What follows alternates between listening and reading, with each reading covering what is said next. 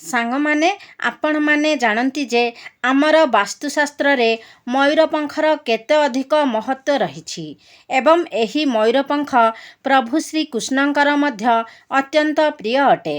ବାସ୍ତୁଶାସ୍ତ୍ର ଅନୁସାରେ ମୟୂରପଙ୍ଖ ଘରେ ରହିବା ଅତ୍ୟନ୍ତ ଶୁଭ ହୋଇଥାଏ। ମୟୂରପଙ୍ଖକୁ ଆପଣ ଯେଉଁ ଜାଗାରେ ରଖିବେ ମୟୂରପଙ୍ଖ ସେହି ଜାଗାର ସମସ୍ତ ନକାରାତ୍ମକ ଶକ୍ତିକୁ ନଷ୍ଟ କରିଦେଇଥାଏ। ମୟୂରପଙ୍ଖକୁ ବାସ୍ତୁଶାସ୍ତ୍ରରେ ସୁଖ ସମୃଦ୍ଧିର ପ୍ରତୀକ ବୋଲି ମାନାଯାଇଥାଏ। ମୟୂରପଙ୍ଖର ଚମତ୍କାରୀ ଶକ୍ତି ଗୃହର ବାସ୍ତୁଦୋଷକୁ ଦୂର କରିବାରେ ସହାୟକ ହୋଇଥାଏ। ମାତ୍ର ଏହି ମୟୂରପଙ୍ଖକୁ ଘରେ ରଖିବାର କିଛି ନିୟମ ରହିଛି। ଆପଣ ଯେତେବେଳେ ନିଜ ଗୃହରେ ମୟୂରପଙ୍ଖ ରଖୁଛନ୍ତି ସେତେବେଳେ ଏହି ନିୟମଗୁଡ଼ିକର ପାଳନ କରିବା ଉଚିତ। ଏହି ନିୟମଗୁଡ଼ିକର ପାଳନ କରିବା ଦ୍ୱାରା ହିଁ ଆପଣଙ୍କୁ ଏହାର ଶୁଭ ଫଳ ପ୍ରାପ୍ତ ହୋଇଥାଏ। ଗୃହରେ ମୟୂରପଙ୍ଖକୁ ରଖିବାରେ ବାସ୍ତୁଶାସ୍ତ୍ରରେ ଏହାର ସଠିକ୍ ଦିଗ ଏବଂ ସ୍ଥାନ ବିଷୟରେ ବର୍ଣ୍ଣନା କରାଯାଇଛି। ଯଦି ଆପଣ ଏହି ମୟୂରପଙ୍ଖକୁ ତା'ର ସଠିକ୍ ଦିଗ ଏବଂ ସଠିକ୍ ସ୍ଥାନରେ ରଖନ୍ତି ତେବେ ଆପଣଙ୍କୁ ଏହାର ସକାରାତ୍ମକ ପ୍ରଭାବ ଦେଖିବାକୁ ମିଳିଥାଏ। ଆପଣଙ୍କ ଗୃହରେ ମୟୂରପଙ୍ଖ ରଖିବା ଦ୍ୱାରା ଆପଣଙ୍କୁ ଅନେକ ପ୍ରକାରର ଲାଭ ପ୍ରାପ୍ତ ହୋଇଥାଏ। ମାତ୍ର ସବୁଠାରୁ ଗୁରୁତ୍ୱପୂର୍ଣ୍ଣ କଥା ହେଉଛି ଏହା ଧନକୁ ଅଧିକ ଭାବରେ ଆକର୍ଷିତ କରିଥାଏ। ଯଦି ଆପଣଙ୍କ ଘରେ ଯେତେ ରୋଜଗାର କଲେ ବି ଅଭାବ ହେଉଛି, ଆପଣଙ୍କ ଗୃହରେ ସବୁବେଳେ ଧନର ଅଭାବ ଦେଖାଯାଉଛି, ଆପଣ ଋଣ କରଜ ଭାରରେ ବୁଡ଼ି ରହିଛନ୍ତି ଏବଂ ଅନେକ ପ୍ରକାରର ଆର୍ଥିକ ସମସ୍ୟାର ସମ୍ମୁଖୀନ ହେଉଛନ୍ତି, ତେବେ ଆପଣ ନିଜ ଗୃହରେ ମୟୂରପଙ୍ଖ ରଖିବା ଉଚିତ ଅଟେ ଏବଂ ତାକୁ ତା'ର ସଠିକ୍ ସ୍ଥାନ ଏବଂ ସଠିକ୍ ଦିଗରେ ରଖନ୍ତୁ। ଏହା ନିଶ୍ଚିତ ଭାବରେ ଆପଣଙ୍କ ଧନ ବୃଦ୍ଧିରେ ସହାୟକ ହେବ ଏବଂ ଆପଣ ନିଜର ସମସ୍ତ ଆର୍ଥିକ ସମସ୍ୟାଠାରୁ ମଧ୍ୟ ମୁକ୍ତି ପାଇପାରିବେ। ଆପଣ ନିଜ ଗୃହରେ କେତୋଟି ମୟୂରପଙ୍ଖ ରଖିବା ଉଚିତ ତାହା ମଧ୍ୟ ବାସ୍ତୁଶାସ୍ତ୍ରରେ ଉଲ୍ଲେଖ ଅଛି। ତେବେ ଆସନ୍ତୁ ଜାଣିନେବା ଏହି ମୟୂରପଙ୍ଖ ସହ ଜଡ଼ିତ ବାସ୍ତୁଶାସ୍ତ୍ରରେ ଲିଖିତ ନିୟମଗୁଡ଼ିକ ବିଷୟରେ। ସେଥିପାଇଁ ସାଙ୍ଗମାନେ ଆପଣମାନେ ଭିଡ଼ିଓଟିକୁ ସ୍କିପ୍ ନ କରି ଶେଷ ପର୍ଯ୍ୟନ୍ତ ନିହାତି ଦେଖନ୍ତୁ ଏବଂ ଆଗକୁ ବଢ଼ିବା ପୂର୍ବରୁ ଭିଡ଼ିଓଟିକୁ ଲାଇକ୍ କରି ଚ୍ୟାନେଲଟିକୁ ସବସ୍କ୍ରାଇବ୍ କରିଦିଅନ୍ତୁ ଏବଂ କମେଣ୍ଟ ବକ୍ସରେ ଶ୍ରଦ୍ଧା ଓ ଭକ୍ତିର ସହ ଜୟ ଶ୍ରୀକୃଷ୍ଣ ନିଶ୍ଚୟ ଲେଖନ୍ତୁ। ତେବେ ଆସନ୍ତୁ ଜାଣିବା ମୟୂରପଙ୍ଖର ଧାର୍ମିକ ଗୁରୁତ୍ୱ ବିଷୟରେ। ଆମର ପ୍ରାଚୀନ ଶାସ୍ତ୍ରଗୁଡ଼ିକରେ ମୟୂରପଙ୍ଖର ଏତେ ଅଧିକ ମହତ୍ତ୍ୱ କାହିଁକି ରହିଛି? ଆମର ପ୍ରାଚୀନ ଗ୍ରନ୍ଥ ଅନୁସାରେ ମୟୂରପଙ୍ଖକୁ ଏକ ଚମତ୍କାରୀ ଯନ୍ତ୍ର ଭାବରେ ମାନାଯାଇଥାଏ। ମୟୂରପଙ୍ଖକୁ ତାନ୍ତ୍ରିକ କ୍ରିୟାରେ ମଧ୍ୟ ପ୍ରୟୋଗ କରାଯାଇଥାଏ। ତାନ୍ତ୍ରିକ କ୍ରିୟାରେ ଏହାର ପ୍ରୟୋଗ କରି ସମ୍ମୋହନ, ଶତ୍ରୁନାଶ ଏବଂ ନକାରାତ୍ମକ ଶକ୍ତିଗୁଡ଼ିକୁ ମଧ୍ୟ ନଷ୍ଟ କରାଯାଇଥାଏ। ଜ୍ୟୋତିଷ ବିଦ୍ୟାରେ ମଧ୍ୟ ମୟୂରପଙ୍ଖର ପ୍ରୟୋଗ କରାଯାଇଥାଏ। ଜ୍ୟୋତିଷ ଶାସ୍ତ୍ରରେ ଏହି ମୟୂରପଙ୍ଖ ସହ ଜଡ଼ିତ ଅନେକ ତଥ୍ୟ ଏବଂ ଅନେକ ଉପାୟ ଏବଂ ନିୟମ ମଧ୍ୟ ଉଲ୍ଲେଖ କରାଯାଇଛି। ଆୟୁର୍ବେଦରେ ମଧ୍ୟ ଅନେକ ରୋଗର ସମାଧାନ ପାଇଁ ଏହି ମୟୂରପଙ୍ଖରୁ ବ୍ୟବହାର କରାଯାଇଥାଏ। ମୟୂରପଙ୍ଖ ଆମ ଗୃହର ସମସ୍ତ ନକାରାତ୍ମକ ଶକ୍ତିକୁ ଦୂର କରିଥାଏ, ଧନକୁ ଆକର୍ଷିତ କରିଥାଏ ଏବଂ ଆଉ ଗୋଟିଏ ଗୁରୁତ୍ୱପୂର୍ଣ୍ଣ କଥା ହେଉଛି ଗୃହରେ ମୟୂରପଙ୍ଖ ରଖିବା ଦ୍ୱାରା ଗୃହକୁ କୌଣସି ବିଷଧର ଜନ୍ତୁ ମଧ୍ୟ ପ୍ରବେଶ କରିନଥାନ୍ତି। ସେଥିପାଇଁ ପୂର୍ବକାଳରେ ଯେଉଁ ଲୋକମାନେ ବଣ ଜଙ୍ଗଲରେ ରହୁଥିଲେ ସେମାନେ ନିଜ ଗୃହରେ ମୟୂରପଙ୍ଖ ରଖୁଥିଲେ। ପକ୍ଷୀଶାସ୍ତ୍ରରେ ମୟୂର ସହ ଜଡ଼ିତ ଏକ କଥାର ବର୍ଣ୍ଣନା କରାଯାଇଛି। ପ୍ରାଚୀନ କାଳରେ ସନ୍ଧ୍ୟା ନାମକ ଏକ ଅସୁର ଥିଲା। ସେ ଅତ୍ୟନ୍ତ ଶକ୍ତିଶାଳୀ ଏବଂ ତପସ୍ୱୀ ଥିଲା। ସେ ଗୁରୁ ଶୁକ୍ରାଚାର୍ଯ୍ୟଙ୍କର ଶିଷ୍ୟ ଥିଲା ଏବଂ ସେ ଦେବତାମାନଙ୍କୁ ନିଜର ଶତ୍ରୁ ବୋଲି ମାନି ନେଇଥିଲା। ସେହି ଅସୁରଟି ବ୍ରହ୍ମଦେବ ଏବଂ ପ୍ରଭୁ ଭୋଳାଶଙ୍କରଙ୍କ ଠାରୁ ବରଦାନ ପ୍ରାପ୍ତ କରିଥିଲା ଏବଂ ଯାହାଫଳରେ କି ସେ ଆହୁରି ଅଧିକ ଶକ୍ତିଶାଳୀ ବନିଯାଇଥିଲା। ଏହାପରେ ସେ ସ୍ୱର୍ଗଲୋକରେ ଆକ୍ରମଣ କରି ଅନେକ ଦେବତାଙ୍କୁ ନିଜର ବନ୍ଦୀ ବନାଇ ଦେଇଥିଲା।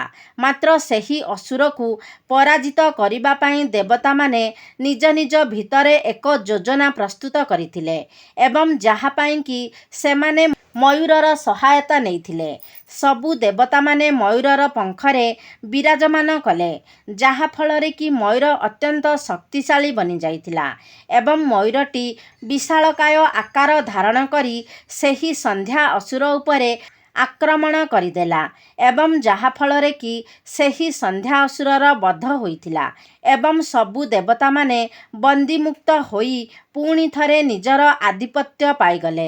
ଏହାପରେ ସବୁ ଦେବତାମାନେ ମୟୂରର ପ୍ରଶଂସା କଲେ ଏବଂ ତାକୁ ପୂଜନୀୟ ହେବାର ବରଦାନ ଦେଇଥିଲେ। ସେହିଦିନଠାରୁ ହିଁ ମୟୂରକୁ ଅତ୍ୟନ୍ତ ପବିତ୍ର ବୋଲି ମାନାଯାଇଥାଏ। ଯେଉଁ ସ୍ଥାନରେ ମୟୂରପଙ୍ଖ ଥାଏ ସେଠାରେ ନବଗ୍ରହଙ୍କର ଅଶୁଭ ପ୍ରଭାବ ପଡ଼ିନଥାଏ। ଆପଣମାନେ ଜାଣନ୍ତି ଯେ ଏହି ମୟୂରପଙ୍ଖ ପ୍ରଭୁ ଶ୍ରୀକୃଷ୍ଣଙ୍କର କେତେ ପ୍ରିୟ ଅଟେ। ସେ ଏହି ମୟୂରପଙ୍ଖକୁ ନିଜ ମସ୍ତକରେ ଧାରଣ କରିଥାନ୍ତି। ଏହା ହିଁ ହେଉଛି ମୟୂରର ଶ୍ରେଷ୍ଠତାର ସବୁଠାରୁ ବଡ଼ ପ୍ରମାଣ। ଆପଣମାନେ ଜାଣନ୍ତି ଯେ ମୟୂରପଙ୍ଖ ବିନା ଶ୍ରୀକୃଷ୍ଣ କେଉଁଠାକୁ ବି ଯାଆନ୍ତି ନାହିଁ। ଶ୍ରୀକୃଷ୍ଣ କହିଛନ୍ତି ଯେ ମୟୂର ଶାନ୍ତି ଏବଂ ପ୍ରେମର ପ୍ରତୀକ ଅଟେ। ମୟୂର ସୁଖ ସମୃଦ୍ଧିର ମଧ୍ୟ ପ୍ରତୀକ ଅଟେ। ଏହି ମୟୂରପଙ୍ଖ ମନୁଷ୍ୟକୁ ସମସ୍ତ ପ୍ରକାର ନକାରାତ୍ମକ ଶକ୍ତିଠାରୁ ରକ୍ଷା କରିଥାଏ। ଆପଣମାନେ ଜାଣନ୍ତି ଯେ ମା ଲକ୍ଷ୍ମୀ, ମା ସରସ୍ୱତୀ, ପ୍ରଭୁ ଗଣେଶ, ପ୍ରଭୁ କାର୍ତ୍ତିକେୟ ଏପରି ଅନେକ ଦେବାଦେବୀଙ୍କର ସମ୍ବନ୍ଧ ମୟୂର ସହିତ ରହିଛି। ଆପଣମାନେ ଜାଣନ୍ତି ଯେ ମା ଲକ୍ଷ୍ମୀ ଧନର ଦେବୀ ଅଟନ୍ତି। ମା ଲକ୍ଷ୍ମୀଙ୍କୁ ମୟୂରପଙ୍ଖ ଅତ୍ୟନ୍ତ ପ୍ରିୟ ହୋଇଥାଏ। ତେବେ ଯଦି ଆପଣ ମା ଲକ୍ଷ୍ମୀଙ୍କ ପାଖରେ ମୟୂରପଙ୍ଖ ରଖନ୍ତି ତେବେ ମା ଲକ୍ଷ୍ମୀ ଆପଣଙ୍କ ଉପରେ ଅତ୍ୟନ୍ତ ପ୍ରସନ୍ନ ହୋଇଥାନ୍ତି। ମା ସରସ୍ୱତୀଙ୍କର ମଧ୍ୟ ମୟୂରପଙ୍ଖ ଅତ୍ୟନ୍ତ ପ୍ରିୟ ଅଟେ, କାରଣ ମୟୂର ମା ସରସ୍ୱତୀଙ୍କର ବାହନ ଅଟେ। ତେଣୁ ପ୍ରତ୍ୟେକ ବିଦ୍ୟାର୍ଥୀ ଯଦି ନିଜ ପାଖରେ ମୟୂରପଙ୍ଖ ରଖନ୍ତି ତେବେ ଏହା ସେମାନଙ୍କୁ ଶୁଭଫଳ ଦେଇଥାଏ। ଯଦି ଆପଣ ନିଜ ଗୃହରେ ବଂଶୀ ସହିତ ଏକାଠି ମୟୂରପଙ୍ଖ ରଖନ୍ତି ତେବେ ଆପଣଙ୍କ ଗୃହରେ ସୁଖ ସମୃଦ୍ଧି ବୃଦ୍ଧି ହୋଇଥାଏ। ପରିବାରରେ ଯଦି କୌଣସି ସଦସ୍ୟମାନଙ୍କ ମଧ୍ୟରେ ମତଭେଦ ରହୁଥାଏ ତେବେ ଏହା ମଧ୍ୟ ଦୂର ହୋଇଥାଏ। ଆପଣଙ୍କ ଗୃହରେ ଯଦି ପ୍ରତିଦିନ ଅଶାନ୍ତି ଲାଗି ରହୁଥାଏ, ପରିବାରର ସଦସ୍ୟମାନଙ୍କ ମଧ୍ୟରେ ମତଭେଦ ଲାଗି ରହୁଥାଏ, ତେବେ ଏହାର ସବୁଠାରୁ ବଡ଼ କାରଣ ହେଉଛି ଆପଣଙ୍କ ଗୃହରେ ଥିବା ନକାରାତ୍ମକ ଶକ୍ତି। ଆପଣମାନେ ଜାଣନ୍ତି ଆମ ଗୃହରେ ଅନେକ ପ୍ରକାରର ଜିନିଷ ରହିଥାଏ। ସେଥିମଧ୍ୟରୁ ଏପରି କିଛି ଜିନିଷ ରହିଥାଏ ଯାହା ଆମ ଗୃହରେ ନକାରାତ୍ମକ ଶକ୍ତି ସୃଷ୍ଟି କରିବାରେ ସହାୟକ ହୋଇଥାଏ ଏବଂ ସେହି ବସ୍ତୁଗୁଡ଼ିକ ଆମ ପାଇଁ ଦରକାରୀ ମଧ୍ୟ ହୋଇଥାଏ। ଆମେ ଚାହିଁଲେ ବି ସେହି ବସ୍ତୁଗୁଡ଼ିକୁ ଘରୁ ବାହାର କରିପାରିନଥାଉ। ତେବେ ଏପରି କେଉଁ କାର୍ଯ୍ୟ କରିବା ଦ୍ୱାରା ସେହି ବସ୍ତୁଗୁଡ଼ିକର ନକାରାତ୍ମକ ଶକ୍ତିକୁ ଆମେ କମାଇ ଦେଇପାରିବା? ସେଥିପାଇଁ ଆପଣଙ୍କୁ ସବୁଠୁ ଅଧିକ ସାହାଯ୍ୟ କରିପାରିବ ମୟୂରପଙ୍ଖ। ମୟୂରପଙ୍ଖର ବ୍ୟବହାର ଆପଣଙ୍କୁ ସେସବୁ ଜିନିଷର ନକାରାତ୍ମକ ଶକ୍ତିକୁ ଆପଣଙ୍କ ଗୃହରୁ ବାହାର କରିଦେବାରେ ସହାୟକ ହୋଇପାରିବ। ତେବେ ପ୍ରଥମ ଉପାୟଟି ହେଉଛି ଆପଣ 3ଟି ମୟୂରପଙ୍ଖ ନିଅନ୍ତୁ ଏବଂ ଆପଣଙ୍କର ମୁଖ୍ୟ ଦ୍ୱାର ସମ୍ମୁଖରେ ସେହି 3ଟି ମୟୂରପଙ୍ଖକୁ ଆପଣ ଜୋର ଜୋରରେ ହଲାନ୍ତୁ। ଏପରି କରିବା ଦ୍ୱାରା ଆପଣଙ୍କ ଗୃହରେ ଯେଉଁ ସବୁ ନକାରାତ୍ମକ ଶକ୍ତି ରହିଛି ତାହା ଆପଣଙ୍କ ଗୃହରୁ ବାହାରିଯିବ। ତେବେ ଆପଣ ଯଦି ପ୍ରତ୍ୟେକ ଦିନ ସକାଳୁ ଏହି ଉପାୟଟିକୁ ପାଳନ କରନ୍ତି ତ ଆପଣଙ୍କ ଗୃହର ସମସ୍ତ ନକାରାତ୍ମକ ଶକ୍ତି ଧୀରେ ଧୀରେ ସମାପ୍ତ ହୋଇଯାଇଥାଏ ଏବଂ ଆପଣଙ୍କ ଗୃହରେ ସକାରାତ୍ମକ ଶକ୍ତିର ସଞ୍ଚାର ହେବାକୁ ଲାଗିବ। ତେବେ ସାଙ୍ଗମାନେ, ଯଦି ଆପଣଙ୍କ ଗୃହରେ ନକାରାତ୍ମକ ଶକ୍ତି ସମାପ୍ତ ହୋଇଯାଏ ଏବଂ ସକାରାତ୍ମକ ଶକ୍ତିର ସଞ୍ଚାର ହୁଏ ତେବେ ଆପଣଙ୍କ ଗୃହରେ ଧନସମ୍ପତ୍ତି, ସୁଖ ସମୃଦ୍ଧି ଏବଂ ମାନସମ୍ମାନର ବୃଦ୍ଧି ହୋଇଥାଏ। ଆପଣଙ୍କ ଗୃହରେ ସମସ୍ତ ସମସ୍ୟାର ସମାଧାନ ହୋଇଯାଇଥାଏ ଏବଂ ଆପଣଙ୍କୁ ପ୍ରତ୍ୟେକ କାର୍ଯ୍ୟରେ ସଫଳତା ମିଳିଥାଏ। ତେବେ ଏହା ପାଇଁ ପ୍ରଥମେ ଆପଣ ନିଜ ମୁଖ୍ୟ ଦ୍ୱାର ଉପରେ ପ୍ରଭୁ ଗଣେଶଙ୍କର ଏକ ପ୍ରତିମା କିମ୍ବା ଫଟୋ ରଖନ୍ତୁ। ମନେ ରଖନ୍ତୁ ଯେ ଆପଣ ସର୍ବଦା ଗଣେଶଙ୍କର ମୁଖକୁ ନିଜ ଗୃହ ଆଡ଼କୁ ରଖିବେ ଏବଂ ତାଙ୍କର ପିଠି ପାଖକୁ ବାହାର ଆଡ଼କୁ ରଖିବେ, କାରଣ ପ୍ରଭୁ ଗଣେଶଙ୍କ ମୁଖରେ ସୁଖ, ସମୃଦ୍ଧି ଏବଂ ଶୁଭ ଲାଭ ରହିଥାଏ। ମାତ୍ର ଗଣେଶଙ୍କର ପଛପଟରେ ଦାରିଦ୍ରତା ବାସ କରିଥାଏ ଏବଂ ସେହି ଗଣେଶଙ୍କର ଫଟୋ କିମ୍ବା ମୂର୍ତ୍ତିର ଦୁଇ ପାର୍ଶ୍ୱରେ ଆପଣ ମୟୂରପଙ୍ଖ ରଖନ୍ତୁ। ଏପରି କରିବା ଦ୍ୱାରା ଆପଣଙ୍କ ଗୃହରୁ କୌଣସି ନକାରାତ୍ମକ ଶକ୍ତି ପ୍ରବେଶ କରିପାରିବ ନାହିଁ। ଯଦି ଆପଣଙ୍କ ମୁଖ୍ୟ ଦ୍ୱାରରେ କୌଣସି ବାସ୍ତୁଦୋଷ ରହିଥାଏ, ତେବେ ଆପଣ ନିଜର ମୁଖ୍ୟ ଦ୍ୱାରରେ 3ଟି ମୟୂରପଙ୍ଖ ରଖନ୍ତୁ। ଏପରି କରିବା ଦ୍ୱାରା ଆପଣଙ୍କର ମୁଖ୍ୟ ଦ୍ୱାରରେ ସୃଷ୍ଟି ହେଉଥିବା ବାସ୍ତୁଦୋଷର ପ୍ରଭାବ ଧୀରେ ଧୀରେ କମ୍ ହୋଇଯାଇଥାଏ। ଆଉ ଗୋଟିଏ ଉପାୟ ଅଛି। ଯଦି ଆପଣଙ୍କ ଗୃହର କୌଣସି ସଦସ୍ୟଙ୍କ ଉପରେ କୁଗ୍ରହମାନଙ୍କର କୁପ୍ରଭାବ ରହିଛି କିମ୍ବା ତାଙ୍କର କୁଣ୍ଡଳୀରେ କୌଣସି ଗ୍ରହଙ୍କର ସ୍ଥିତି ଠିକ୍ ନାହିଁ, ତେବେ ଆପଣ ମୟୂରପଙ୍ଖ ନିଅନ୍ତୁ ଏବଂ ଏହାକୁ ଗଙ୍ଗାଜଳରେ ଶୁଦ୍ଧ କରନ୍ତୁ ଏବଂ ଆପଣ ଏହି ମୟୂରପଙ୍ଖକୁ ନେଇ ଗୃହର ଏକ ଏପରି ସ୍ଥାନରେ ରଖନ୍ତୁ ଯେପରି ଏହା କୌଣସି ବ୍ୟକ୍ତିଙ୍କର ଦୃଷ୍ଟିଗୋଚର ହେବ। ଏପରି କରିବା ଦ୍ୱାରା ଉକ୍ତ ବ୍ୟକ୍ତିଙ୍କର କୁଣ୍ଡଳୀରେ ଗ୍ରହମାନଙ୍କର ପ୍ରଭାବ କମ୍ ହୋଇଯାଇଥାଏ ଏବଂ ଯଦି କୌଣସି ଗ୍ରହ ଦୁର୍ବଳ ଅଛନ୍ତି, ତେବେ ସେ ମଧ୍ୟ ବଳବାନ ହୋଇଥାନ୍ତି। ତୃତୀୟରେ, ଯଦି ଆପଣଙ୍କ ଗୃହରେ କୌଣସି ସଦସ୍ୟ କିମ୍ବା ଛୋଟ ପିଲାକୁ ନଜରର ବଶବର୍ତ୍ତୀ ହୋଇଯାଇଛନ୍ତି, ଯଦି ତାଙ୍କ ଉପରେ କାହାର କୁନଜର ପଡ଼ିଛି, ତେବେ ମଧ୍ୟ ଆପଣ ଏଥିପାଇଁ ମୟୂରପଙ୍ଖର ବ୍ୟବହାର କରିପାରିବେ। ତେବେ ଏଥିପାଇଁ ନଜର ଲାଗିଥିବା ବ୍ୟକ୍ତିଙ୍କର ତକିଆ ତଳେ ଗୋଟିଏ ମୟୂରପଙ୍ଖ ରଖିଦିଅନ୍ତୁ ଏବଂ ପରଦିନ ସକାଳେ ଆପଣ ଏହାକୁ କୌଣସି ପ୍ରବାହିତ ଜଳରେ ଭସାଇ ଦିଅନ୍ତୁ। ଏପରି କରିବା ଦ୍ୱାରା ଉକ୍ତ ବ୍ୟକ୍ତି ନଜର ଦୋଷରୁ ମୁକ୍ତି ପାଇଥାନ୍ତି। ଚତୁର୍ଥରେ, ଯଦି ଆପଣଙ୍କ ଗୃହରେ ବିଦ୍ୟାର୍ଥୀ ଅଛନ୍ତି ଏବଂ ତାଙ୍କର ପାଠପଢ଼ାରେ ମନ ଲାଗୁନାହିଁ କିମ୍ବା ତାଙ୍କର ସ୍ମରଣ ଶକ୍ତି କମ୍ ଅଛି ଅଥବା ପାଠ ପଢ଼ିବା ସମୟରେ ତାଙ୍କୁ ନିଦ ଲାଗୁଛି, ତେବେ ଏଥିପାଇଁ ମଧ୍ୟ ଆପଣ ମୟୂରପଙ୍ଖର ବ୍ୟବହାର କରିପାରିବେ। ତେବେ ଏଥିପାଇଁ ଆପଣ ଗୋଟେ ମୟୂରପଙ୍ଖ ନିଅନ୍ତୁ ଏବଂ ଏହାକୁ ଗୋଟିଏ ଦିନ ମା ସରସ୍ୱତୀଙ୍କ ପାଖରେ ରଖିଦିଅନ୍ତୁ। ତା ପରଦିନ ଆପଣ ଏହି ମୟୂରପଙ୍ଖକୁ ନେଇ ନିଜର ପୁସ୍ତକରେ ରଖନ୍ତୁ। ଏପରି କରିବା ଦ୍ୱାରା ବିଦ୍ୟାର୍ଥୀମାନଙ୍କର ବିଦ୍ୟା ଅଧ୍ୟୟନରେ ଏକାଗ୍ରତା ବୃଦ୍ଧି ହୋଇଥାଏ ଏବଂ ବିଦ୍ୟାର୍ଥୀଙ୍କ ଉପରେ ମା ସରସ୍ୱତୀଙ୍କର ମଧ୍ୟ କୃପା ବନି ରହିଥାଏ। ପଞ୍ଚମରେ, ଯଦି ଆପଣଙ୍କୁ ଶତ୍ରୁ ଭୟ ଅଛି, ଆପଣଙ୍କୁ ଶତ୍ରୁମାନେ ଅନେକ ସମସ୍ୟାରେ ସବୁବେଳେ ପକାଉଛନ୍ତି, ତେବେ ମଧ୍ୟ ଆପଣଙ୍କୁ ଏହି ମୟୂରପଙ୍ଖ ସାହାଯ୍ୟ କରିପାରିବ। ଯଦି ଆପଣଙ୍କୁ କୌଣସି ଶତ୍ରୁ ବାରମ୍ବାର କ୍ଷତି ପହଞ୍ଚାଉଛି, ତେବେ ଆପଣ ମଙ୍ଗଳବାର ଦିନ ପ୍ରଭୁ ହନୁମାନଙ୍କ ମସ୍ତକର ସିନ୍ଦୂର ନେଇ ଏକ ମୟୂରପଙ୍ଖରେ ଲଗାନ୍ତୁ ଏବଂ ପରଦିନ ନ ଗାଧୋଇ ସେହି ମୟୂରପଙ୍ଖକୁ ନେଇ ପ୍ରବାହିତ ଜଳରେ ଭସାଇ ଦିଅନ୍ତୁ।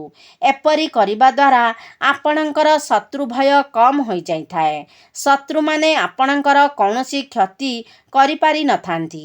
ଷଷ୍ଠରେ, ଯଦି ଆପଣଙ୍କର କୌଣସି ମନୋବାଞ୍ଛା ରହିଛି ଏବଂ ତାହା ପୂର୍ଣ୍ଣ ହେଉନାହିଁ କିମ୍ବା ଆପଣଙ୍କର କୌଣସି କାର୍ଯ୍ୟରେ ଆପଣଙ୍କୁ ସଫଳତା ପ୍ରାପ୍ତ ହେଉନାହିଁ, ତେବେ ଆପଣ ରାଧାକୃଷ୍ଣଙ୍କ ମନ୍ଦିରକୁ ଯାଇ ତାଙ୍କୁ ମୟୂରପଙ୍ଖ ଅର୍ପଣ କରନ୍ତୁ ଅଥବା ଯଦି ଆପଣଙ୍କ ଘରେ ଶ୍ରୀକୃଷ୍ଣଙ୍କର ମୂର୍ତ୍ତି ରହିଛି, ତେବେ ଆପଣ ସେହି କୃଷ୍ଣଙ୍କ ମୂର୍ତ୍ତିରେ ମୟୂରପଙ୍ଖ ଅର୍ପଣ କରନ୍ତୁ ଏବଂ ନିଜର ଇଚ୍ଛାକୁ ପ୍ରଭୁଙ୍କ ପାଖରେ ପ୍ରକାଶ କରନ୍ତୁ।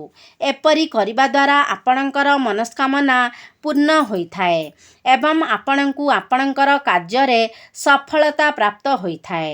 ଯଦି ପତି ପତ୍ନୀଙ୍କ ମଧ୍ୟରେ ସମ୍ବନ୍ଧ ଭଲ ନାହିଁ, ସେମାନଙ୍କ ମଧ୍ୟରେ ସର୍ବଦା କଳିଝଗଡ଼ା ଲାଗି ରହୁଛି, ତେବେ ସ୍ୱାମୀ ସ୍ତ୍ରୀଙ୍କ ସମ୍ପର୍କକୁ ମଧୁର କରିବା ପାଇଁ ଆପଣ ନିଜ ଶୟନ କକ୍ଷରେ ଦକ୍ଷିଣ ପୂର୍ବ ଦିଗରେ ମୟୂରପଙ୍ଖ ରଖିବା ଉଚିତ। ଏପରି କରିବା ଦ୍ୱାରା ସ୍ୱାମୀ ସ୍ତ୍ରୀଙ୍କ ମଧ୍ୟରେ ପ୍ରେମ ସମ୍ବନ୍ଧ ବୃଦ୍ଧି ହୋଇଥାଏ, ସେମାନଙ୍କ ମଧ୍ୟରେ ଭଲ ପାଇବାର ବୃଦ୍ଧି ହୋଇଥାଏ। ତେବେ ଆପଣ ଯଦି ନିଜ ଗୃହରେ ଧନର ବୃଦ୍ଧି କରିବା ପାଇଁ ଚାହୁଁଛନ୍ତି, ତେବେ ଆପଣ ଯେଉଁଠାରେ ଧନ ରଖୁଛନ୍ତି ନିଜର ଆଲମିରାରେ କିମ୍ବା ଟ୍ରେଜରୀରେ ଆପଣ ଏହି ମୟୂରପଙ୍ଖ ରଖନ୍ତୁ ଏବଂ ମନେ ରଖନ୍ତୁ ସେହି ଆଲମାରୀ କିମ୍ବା ଟ୍ରେଜରୀକୁ ଆପଣ ସର୍ବଦା ପଶ୍ଚିମ ଦିଗରେ ରଖିବା ଉଚିତ ଏବଂ ତାର ମୁହଁ ଯେପରିକି ପୂର୍ବ ଦିଗ ଆଡ଼କୁ ରହିବ ସେଥିପ୍ରତି ଧ୍ୟାନ ଦିଅନ୍ତୁ। ତେବେ ଆପଣ ମା ଲକ୍ଷ୍ମୀଙ୍କ ନିକଟରେ ଏକ ମୟୂରପଙ୍ଖକୁ ପୂଜା କରି ସେହି ମୟୂରପଙ୍ଖକୁ ନେଇ ନିଜର ଧନ ରଖୁଥିବା ସ୍ଥାନରେ ରଖନ୍ତୁ। ଏପରି କରିବା ଦ୍ୱାରା ଆପଣଙ୍କ ଗୃହରେ ଧନ ବୃଦ୍ଧି ହୋଇଥାଏ ଏବଂ ମା ଲକ୍ଷ୍ମୀଙ୍କର ଆଶୀର୍ବାଦରୁ ଆପଣଙ୍କ ଗୃହରେ କେବେ ବି ଧନର ଅଭାବ ହୋଇନଥାଏ। ତେବେ ସାଙ୍ଗମାନେ, ଏହା ଥିଲା ମୟୂରପଙ୍ଖକୁ ନେଇ କିଛି ଉପାୟ ଯାହା ଆପଣଙ୍କ ଦୁର୍ଭାଗ୍ୟକୁ ସୌଭାଗ୍ୟରେ ପରିଣତ କରିପାରିବ ଏବଂ ଆପଣଙ୍କୁ ସମସ୍ତ ସମସ୍ୟାଠାରୁ ମୁକ୍ତ କରିଦେଇପାରିବ। ତେବେ ସାଙ୍ଗମାନେ, ଆଶା କରୁଛି ଆଜିର ଭିଡ଼ିଓଟି ଆପଣମାନଙ୍କୁ ନିଶ୍ଚିତ ଭାବରେ ଭଲ ଲାଗିଥିବ। ଯଦି ଭଲ ଲାଗିଛି ତାହେଲେ ଲାଇକ୍ କରନ୍ତୁ, ସେୟାର କରନ୍ତୁ। ଆମ ଚ୍ୟାନେଲକୁ ଯଦି ସବସ୍କ୍ରାଇବ୍ କରିନାହାନ୍ତି ତାହେଲେ ସବସ୍କ୍ରାଇବ୍ କରିଦିଅନ୍ତୁ ଏବଂ କମେଣ୍ଟ ବକ୍ସରେ ଜୟ ଶ୍ରୀ କୃଷ୍ଣା ନିଶ୍ଚୟ ଲେଖନ୍ତୁ।